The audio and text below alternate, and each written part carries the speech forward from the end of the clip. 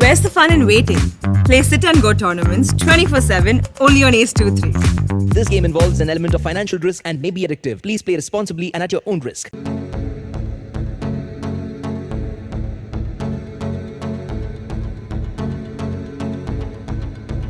अफगानिस्तान में 2 दशक के बाद एक बार फिर से वो दौर वापस आ गया जिसमें ना कोई कानून था, ना कोई अधिकार, बस तालिबान का राज था।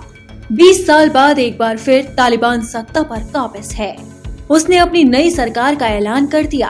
अब भले ही तालिबान खुद को मजबूत बता रहा है, लेकिन वो वैश्विक मंच पर अलग थलग नजर आ रहा है।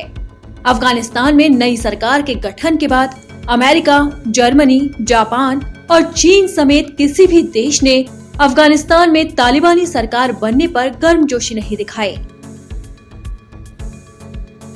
इन सभी देशों ने तालिबानी सरकार को मान्यता देने पर चुप्पी साध ली।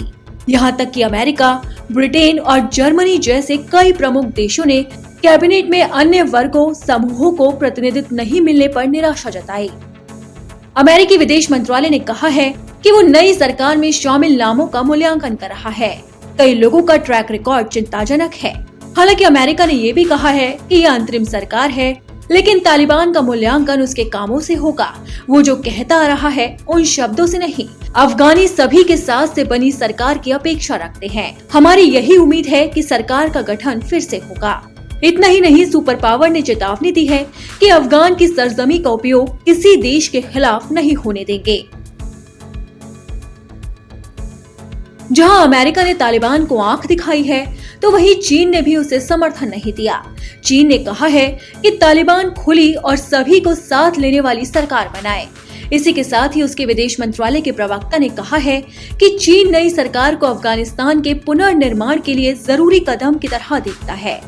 वहीं जर्मनी ने भी सरकार गठन को लेकर अपनी प्रतिक्रिया दी। जर्मनी के विदेश मंत्री हाइको मास ने कहा है कि उसके पास अफगानिस्तान के हालात पर सकारात्मक होने की कोई वजह नहीं है। वहीं ब्रिटेन का कहना है कि वो अफगानिस्तान में विविधता भरी सरकार देखना चाहते थे, लेकिन ऐसा नहीं हुआ। अब तमाम देशों के बयान से साफ है कि वो तालिबान के समर्थन में नहीं है। यहाँ तक कि अफगानिस्तान में नई सरकार के गठन के बाद भारत ने भी अपनी कोई प्रतिक्रिया नहीं दी। आज ब्रिक्स सम्मेलन होने वाला है। माना जा रहा है कि उसमें अहम मुद्दा सिर्फ अफगानिस्तान होगा।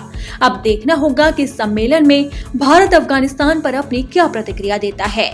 लेकिन वैसे एक बात जरूर है कि तालिबान अब अलग थलग पड़ता नजर आ रहा है। ऐसे में देखना दिलचस्प होगा कि आखिरकार अलग थलग होने के बाद तालिबान अफगानिस्तान में कैसे अपनी सरकार चलाता है, क्योंकि किसी भी सरकार को चलाने के लिए दूसरे देशों का समर्थन भी बेहद जरूरी है। और वैसे ही इस वक्त अफगानिस्तान आर्थिक तौर पर बेहद कमजोर हो चुका है।